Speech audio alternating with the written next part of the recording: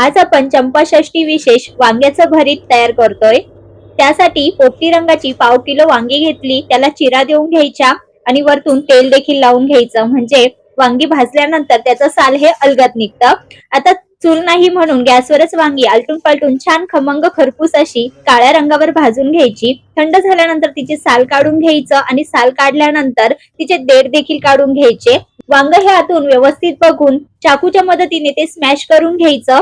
नंतर खलबत्त्यामध्ये थोडासा लसूण, भरपूर अशा हिरव्या मिरच्या ठेचून याचा ठेचा तयार करून घ्यायचा. नंतर फोडणीसाठी कढईमध्ये तेल गरम करून तेलामध्ये सुरुवातीला शेंगदाणे थोडेसे खरपूस फ्राय करून घ्यायचे. नंतर शिल्लक राहिलेल्या तेलामध्ये जिरं, मोहरी, हिंग, कढीपत्ता आणि बारीक चिरलेला कांदा घालायचा. तर कांदा भरपूर घालायचा आणि हलक्याशा गुलाबी रंगावर थोडासा लालसर परतून घ्यायचा. नंतर यामध्ये ठेचलेला ठेचा, बारीक चिरलेली कांदा पात, हिरवा वाटाणा घालून पुन्हा एकदा चांगलं परतून घ्यायचं. झाकण ठेवून भाज्या चांगल्या वाफवून घ्यायच्या. नंतर यामध्ये पाव चमचा हळद पावडर आणि भाजून स्मॅश केलेलं वांग घालायचं. चवीनुसार मीठ चांगलं मिक्स करून घ्यायचं आणि सर्वात शेवटी बारीक चिरलेली कोथिंबीर, सुरुवातीला तळलेले शेंगदाणे घालायचे आणि झाकण ठेवून पुन्हा एकदा एक वाफ काढून घ्यायची. बघा, इथे चंपाषष्ठी विशेष नैवेद्यासाठी तयार केलं जाणाऱ्या वांग्याचं भरीत नेहमीपेक्षा थोड्या वेगळ्या पद्धतीने करून दाखवलेलं आहे. एकदा नक्की ट्राय करा. आवडल्यास लाईक करा.